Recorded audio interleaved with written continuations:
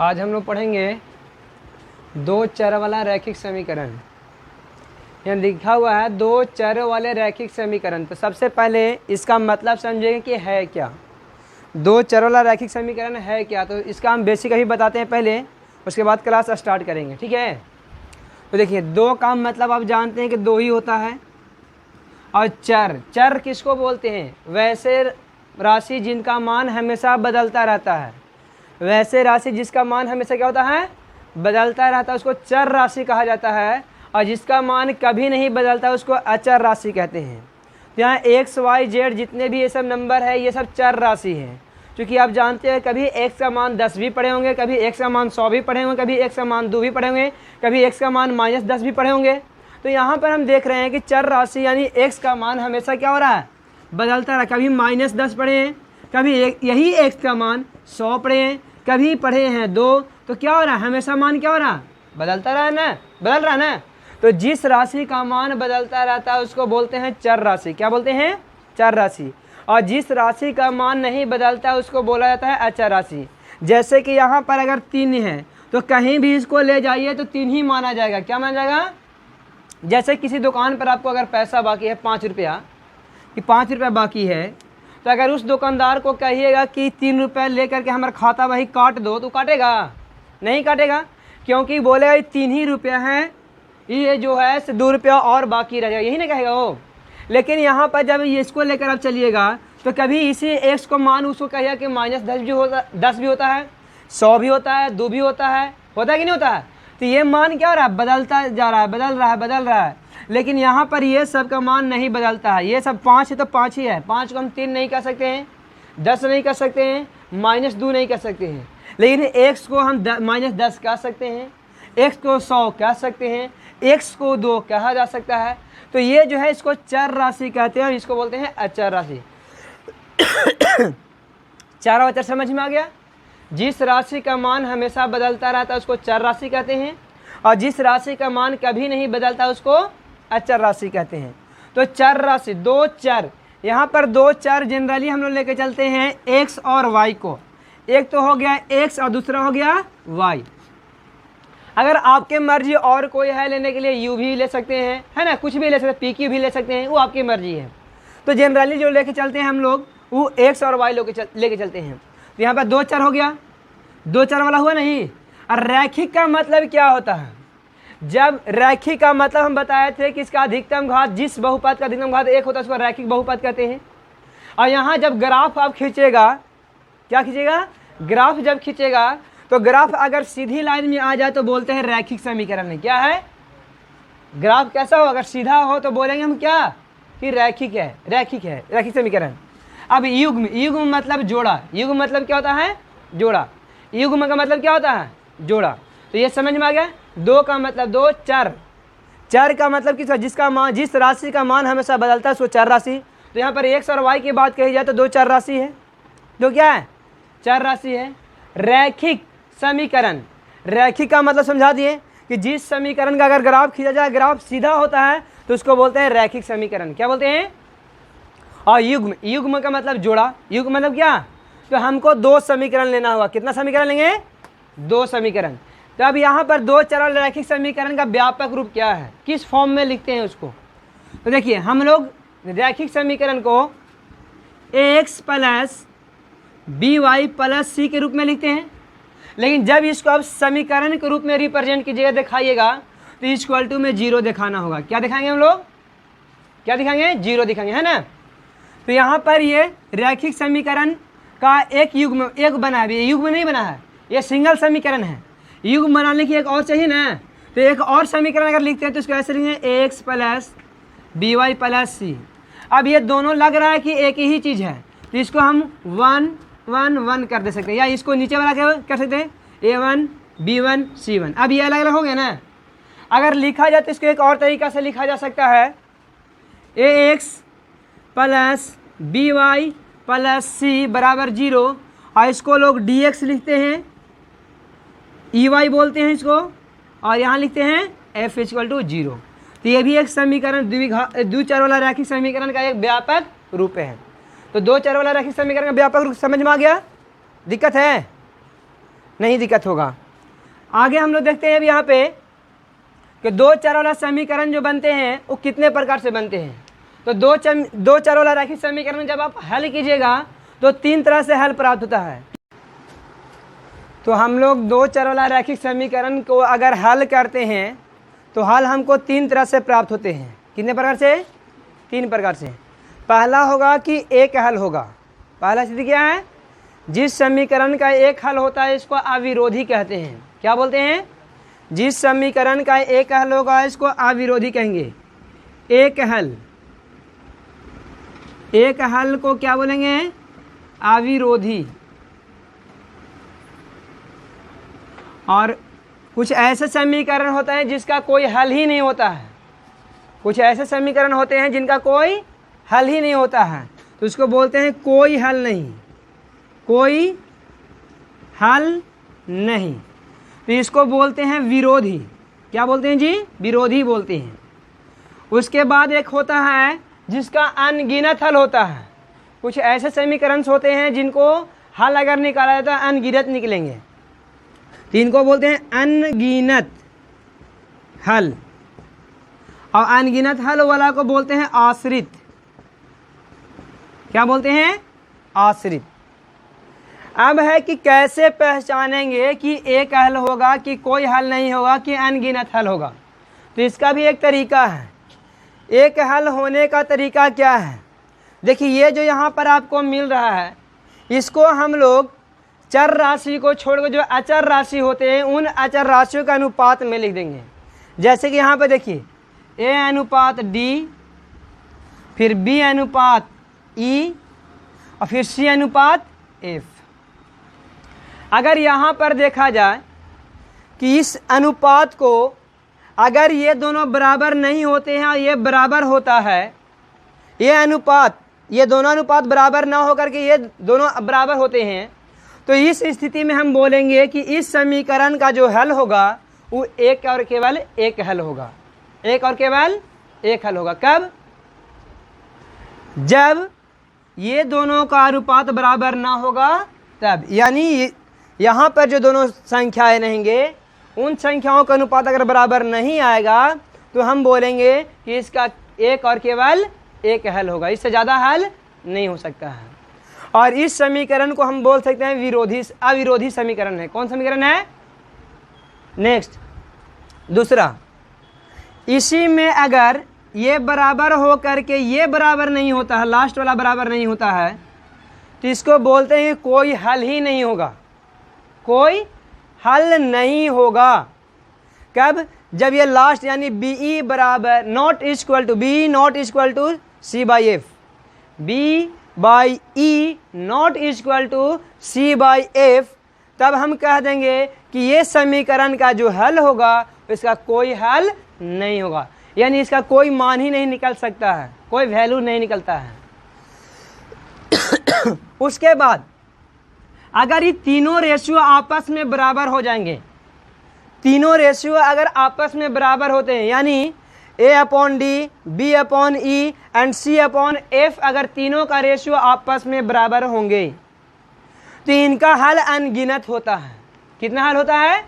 अनगिनत।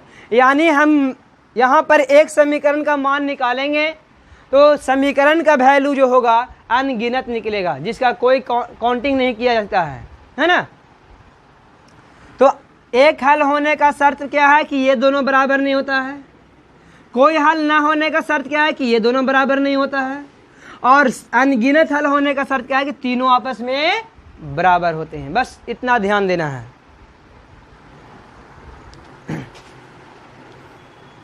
अब देखिए, दो चर वाला रैखिक समीकरण की आवश्यकता क्यों पड़ी? तो हम लोग को होता क्या है कि संख्या में मानने के लिए बहुत दिक्कत हो जाती है, बहुत समस्याएं आ जाती हैं। जैसे कि कहा जाए आपको से कि 100 रुपया है, 100 रुपये के 2 बराबर भागों में बांटिए A और B में। 100 रुपये के 2 बराबर भागों में बांटिए A और B में। तो ज़्यादातर लोग क्या करेंगे कि A को 48 रुपया दे देंगे और A को दे देंगे 52 रुपया। यही ना करते हैं? एक को 48 और एक को 52 कर देते हैं, लगता है कि हम 2 रुपया ज़्यादा दिए हैं। लेकिन अगर मैथमेटिक्स के हिसाब से देखिएगा तो ये जो लिया है ये कितना रुपया ज़्यादा ले लिया है? 4 रुपया ज़्यादा लिया है। क्या रुपया ज़्यादा लिया है? देखिए 52 में से अगर 48 को आप घटाइएगा तो कितना बचेगा? 4 बचेगा ना। तो ये इस सब समस्या को हल करने के लिए हम लोग समीकरण को हल करते हैं। इन्हीं समस्याओं को दूर करने के लिए हम लोग समीकरण को हल करते हैं। तो आइए अब हम लोग चलते हैं चैप्टर की ओर, जो 3 लेसन का स्टार्ट होगा 3.1। 3.1 में देखिए, अगर आप भारती भवन या स्टूडेंट फ्रेंड्स या ब्रिलियंट्स किसी भी प्रकाशन का बुक अगर आप पढ़ते हैं तो उसमें ग्राफ बाद में पढ़ना है। पहले 2-4 वाला रखी समीकरण के बारे में पढ़ना, ग्राफ बाद में पढ़ना है। लेकिन यहाँ हम लोग पढ़ रहे हैं एनसीईआरटी का मैथ, तो एनसीईआरटी में ग्राफ जो है सब पहले पढ़ लेना है। तो हम लोग चलिए ग्राफ के बारे में बताते हैं कि कैसे कैसे ग्राफ रेडी होता है ना। तो सबसे पहले ग्राफ के बारे में भी बेसिक देते हैं आप लोग को। ग्राफ के लिए आप लोग को 9th क्लास में पढ़े होंगे कोऑर्डिनेट ज्यामिति, जिसको नियामक ज्यामिति कहा जाता है। तो नियामक ज्यामिति किसी भी समतल पृष्ठ को 4 भागों में बांटता है, जो इस प्रकार होता है। देखिए होता है ना, इस वाला को एक्स एक्सिस यानी भुज कहा जाता है। क्या कहते हैं हम लोग? भुज कहते हैं। ये जो लाइन देख रहे हैं एक्स एक्सिस को क्या बोलते हैं? भुज। और वाई एक्सिस को हम लोग कोटि कहते हैं। क्या कहते हैं? कोटि। और जिस बिंदु पर एक्स एक्सिस और वाई एक्सिस आपस में मिलते हैं उस बिंदु को हम लोग बोलते हैं मूल्य बिंदु। क्या बोलते हैं? मूल्य बिंदु कहते हैं। और मूल्य बिंदु को रिप्रेजेंट यानी दिखाते हैं हम लोग ओ से। क्या चीज़ से दिखाते हैं? फायदा क्या है ओ से दिखाने से? ओ 0 जैसा लगता भी है कि नहीं? और वो तो अपना ओ है। ओ का मतलब ओरिजिन पॉइंट। क्या होता है?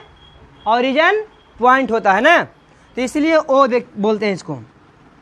अब देखिए कोई भी दूरी यहाँ पर हम लोग मापेंगे, अगर नियामक ज्यामिति पढ़ेगा तो उसमें इसको प्रथम पाद कहा जाता है, इसको द्वितीय पाद कहा जाता है, इसको तृतीय पाद बोलते हैं, इसको चतुर्थ पाद कहते हैं। और पहला जो संख्या लिखा था इस पाद में, प्रथम पाद, द्वितीय पाद, तृतीय पाद और चतुर्थ पाद, किसी भी पाद, देखो यहाँ पर अगर देखा जाए तो ये मूल्य बिंदु से दाहिने साइड में, यानी इस साइड जो हम संख्या मापेंगे वो धनात्मक में होगा और बाएं साइड जो भी संख्या आएगा वो ऋणात्मक होगा। अब यहाँ मूल्य बिंदु को ऊपर वाले साइड जो में ऊपर में जाएंगे हम तो धनात्मक संख्या मिलेगा और नीचे जाएंगे तो ऋणात्मक मिलेगा। ये समझ में आ गया होगा। ये कोऑर्डिनेट ज्यामिति में ज़्यादा पढ़ना है, यहाँ पर ज़्यादा काम इसका नहीं है। तो हम लोग यहाँ देखेंगे कि समीकरण को ग्राफ के रूप में कैसे दिखाते हैं। समीकरण का मान हम लोग ग्राफ से कैसे ज्ञात करेंगे इसके बारे में हम बताएंगे। तो मान लीजिए कि यहाँ कोई 2 समीकरण दिया हुआ रहेगा, x प्लस वाई बराबर 2 और x माइनस वाई बराबर हो जाएगा 1 मिनट, ये 4 हो गया और यहाँ हो जाएगा 3 है। मान लीजिए ऐसा है। तो अब इसमें है कि इसका इस समीकरण का मान ग्राफ विधि द्वारा ज्ञात कीजिए। किसके द्वारा ज्ञात करना है? इस समीकरण का वैल्यू किसके द्वारा ज्ञात करना है? ग्राफ विधि द्वारा। तो हम लोग क्या करेंगे, समीकरण फर्स्ट इसको मानते हैं, समीकरण सेकेंड इसको मानते हैं। समीकरण फर्स्ट से चलेंगे हम लोग। तो x प्लस वाई बराबर 4 है। अब x बराबर क्या होगा? y। ये प्लस में उधर तो कुछ हो जाएगा, सॉरी 4 प्लस में उधर तो कुछ हो जाएगा माइनस में। अब एक तरह से कहा जाए कि मशीन हो गया, संख्या निकालने का ही मशीन है, संख्या ज्ञात करने का क्या है? एक मशीन है। इसमें y के मान रखिए, x निकलता जाएगा। जितना y का मान रखेंगे उतना x निकलेगा कि नहीं निकलेगा? तो चलिए एक बॉक्स बनाते हैं हम लोग यहाँ पे। समीकरण इसके लिए x और y, अगर x का मान 1 रखते हैं, x का मान कितना रखेंगे? सॉरी y का मान अगर 1 रखते हैं तो x का वैल्यू कितना होगा? तो 4 में से 1 गया, कितना हो गया? 3 होगा ना। अगर यहाँ पर y का मान 2 रखते हैं तो x का वैल्यू कितना हो जाएगा? 2 हो जाएगा। अगर यहाँ पर y का वैल्यू 3 रखते हैं तो y x का वैल्यू कितना हो जाएगा 1 हो जाएगा। तो हम 3 ही लगो देंगे, ठीक है। तो ये मेरा मिल गया कोऑर्डिनेट। क्या मिल गया? कोऑर्डिनेट। अब इससे हम इसमें लाइन खींचेंगे। देखिए 1 2 3 4 5 6 7 8 1 2 3 4 5 6 7 8। उसी प्रकार ऊपर भी होगा 1 2 3 4 5 6। नीचे वाला को जी माइनस में लीजिए, -1 -2 -3 -4 -5 -6। 1 माइनस में होगा -2 -3 -4 और -5। यही ना होता है। अब हमको ये वाला को दिखाना है, तो यहाँ पर जो कोऑर्डिनेट मिल रहा है 3 1, यहाँ मिल रहा है 2 2 और यहाँ पे मिल जा रहा है 1 3। ये नहीं मिल रहा है जी कोऑर्डिनेट।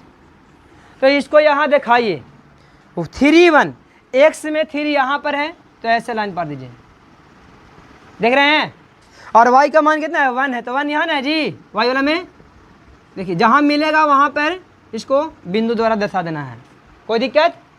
उसके बाद इसको 2 2 दिखाना है, यानी x में भी 2 और y में भी 2, यहाँ दिखा दिए। कोई दिक्कत? कोई दिक्कत किसी को नहीं होगा।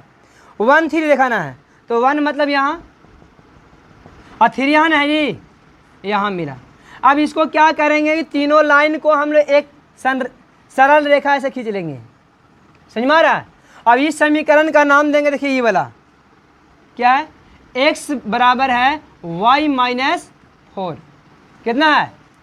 x बराबर है, सॉरी गलती है, 4 माइनस y है। कितना है? 4 माइनस। इस समीकरण क्या बोलेंगे, यानी हमको इस समीकरण से ये आरेख प्राप्त हुआ है। तो ये सरल रेखा है कि नहीं है? सरल रेखा, तो रैखिक समीकरण हो गया। हम बता देना ये कौन सा समीकरण हो गया? रैखिक समीकरण। अब उसी प्रकार इससे भी एक निकालेंगे, x माइनस वाई बराबर 3 है, तो x बराबर क्या हो जाएगा? प्लस में उधर है तो कुछ माइनस में उधर है तो कुछ हो जाएगा प्लस में। अब ये भी एक प्रकार का मशीन बन गया कि नहीं बन गया? इसमें देखिए x का y का मान रखिए, x अपने आप निकलेगा। चलिए ये x है, ये y है। अगर x का मान 1 होगा तो y का वैल्यू कितना? गलती है, y का मान अगर 1 होगा तो x का मान कितना हो जाएगा जी? 4 होगा। x का अगर y का मान हम 2 रखते तो x का मान कितना?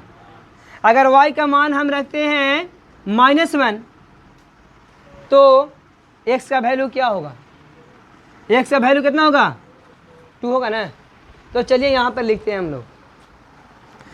अब इससे हुआ 4 1 5 2 और 2 माइनस, यही ना प्राप्त हुआ है। तो इसको यहाँ लिखिए, 4 1 कहाँ है? 4 देखिए यहाँ है और 1 देखिए यहाँ है, यानी यहाँ मिला भी, यही ना मिला जी। फिर उसके बाद 5 2 कहाँ है? 5 यहाँ है और 2 कहाँ है? यहाँ है। उसके बाद 2 माइनस 1, तो 2 यहाँ है। अब माइनस में जाना है तो नीचे ना जी, और -1 यहाँ कटा। अभी तीनों से एक लाइन खींच लेंगे, तीनों से क्या करेंगे? एक लाइन खींचेंगे।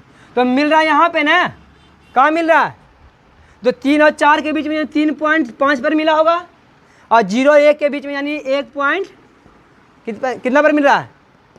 1 पॉइंट कितना पर? 5 पर मिल रहा होगा। तो यहाँ लिखा जाए पहले x वाला, इस समीकरण, इस पहले यार एक को समीकरण देंगे हम। क्या नाम है समीकरण का? तो x बराबर 3 + y। अब यहाँ पर इसका वैल्यू क्या हुआ? तो यहाँ जो कट रहा है ये x एक्सिस में 3.5 पर कट रहा है, तो 3.5, और y एक्सिस में 0.5 पर कट रहा है। कहाँ कट रहा है?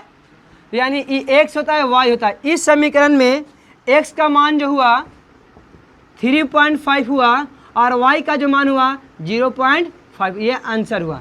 तो इस प्रकार हम ग्राफ विधि से समीकरण का हल ज्ञात कर सकते हैं। समझ में आ गया?